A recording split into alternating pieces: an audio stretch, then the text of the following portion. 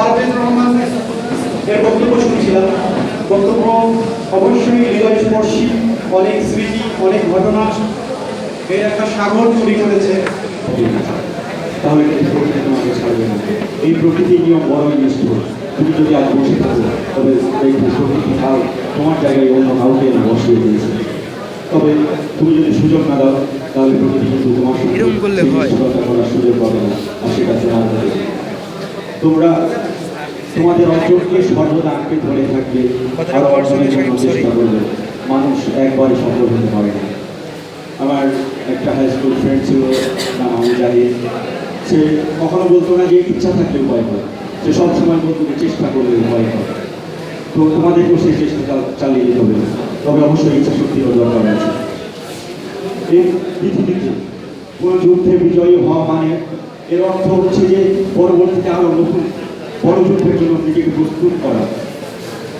এই পৃথিবীতে তুমি যদি একাই বিজয়ী হও, তোমাকে পরাজিত করার জন্য আরো 10 জন তোমার বিরুদ্ধে নেমে পড়বে। মনে রাখবা, নতুন সূর্য কখনো উদিত হয় না, সূর্য নতুন করে উদিত হয়। নতুন তুমি আসবে না, তোমাকে নতুন করে আসতে হবে। তুমি একজনই, তুমি একাই এসেছো, তোমাকে একাই চলে যেতে হবে। চলে যাও, তবে তবে এই পৃথিবীতে তোমার এমন কিছু রেখে যাবে যাতে পৃথিবীবাসী তোমার পদচিহ্ন খুঁজে পাবে। ইতিহাসের পাতায় তোমার নামটা লিখে দাও। আর যেহেতু তোমরা সাংস্কৃতিক ছাত্র, সুতরাং তোমাদের অবশ্যই উচিত সেই নামটা গোল্ড অক্ষরে লিখিয়ে দাও। তার মানে অবশ্যই তোমাদের স্পেশাল কিছু করা যায়। কিছুদিন আগে আমাদের সরকারি কথা সাহেবকে বলেছিলেন যে রাজশাহী শহরে প্রধান 2টা স্বনামধন্য শিক্ষা প্রতিষ্ঠান পরিচালনা করছে এই সাংস্কৃতিক ছাত্র। কীভাবে এই গভর্নমেন্ট কলেজের প্রিন্সিপাল এবং রাজশাহী কলেজের প্রিন্সিপাল দুজনই আমাদের এই সাংস্কৃতিক ছাত্রাবাসের।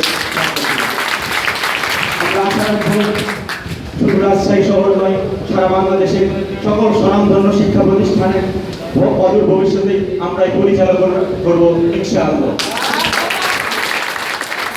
তবে এর জন্য আমাদেরকে দুঃখকে স্বীকার করে নিতে হবে, তার কারণ দুঃখকে স্বীকার না করলে সুখের ছোঁয়া পাওয়া যায় না। যেরকম ভাইরা, ভেঙে দেওয়া সহজ কিন্তু গড়ে তোলা কঠিন। প্রেম, ভালোবাসা, বন্ধুত্ব কখনো এমনি সৃষ্টি। প্রেম, ভালোবাসা, বন্ধুত্ব কেউ চাইলে সৃষ্টি করতে পারে না, এমনিতেই সৃষ্টি হয়। তবে কেউ চাইলে এটা ধ্বংস করতে পারে। তাই তোমাদের প্রতি আমার অনুরোধ যে এই যে তোমাদের মধ্যে বন্ধুত্বপূর্ণ সম্পর্ক গড়ে উঠেছে, এটাকে ভেঙে দিও না, এটাকে নষ্ট হতে দিও না।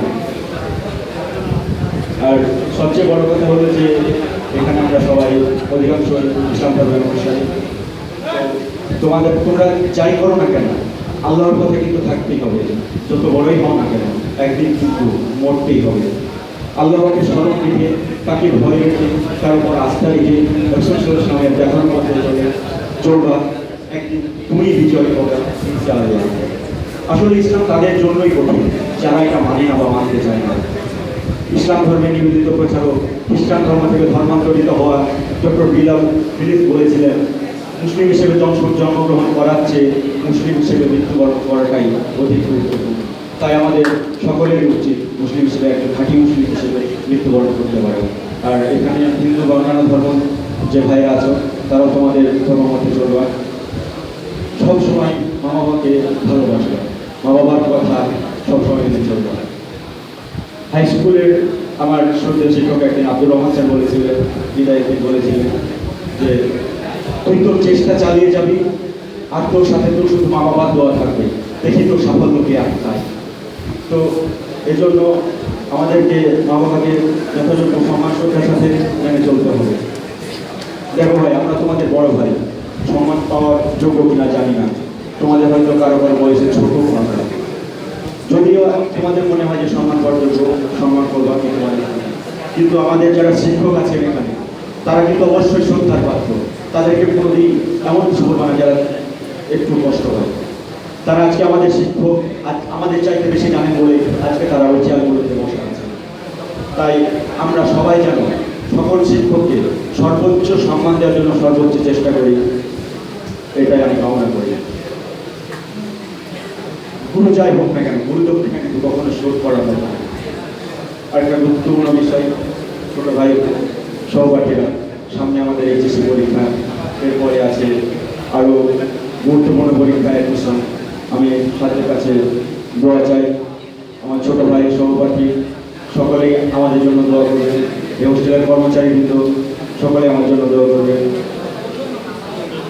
আর এখানে ছোট ভাই এবং আমার সহপাঠী সকলের কাছে একটা আমার বিশেষ রিকোয়েস্ট যে প্লিজ কেউ কোনোদিন বড় হয়ে নিজের দেশকে ভুলে যাব না আমরা।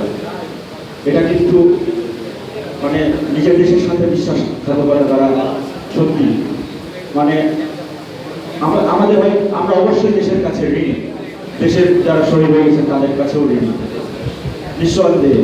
এরপরও যদি আমাদের কারো মনে হয় যে দেশ আমাদেরকে কিছুই দিতে পারেনি, তো কি হয়েছে, আমরা দেশকে কিছু দিয়ে দেখাবো। তুমি অথম তাই বলি আমি উত্তম করিব না কেন।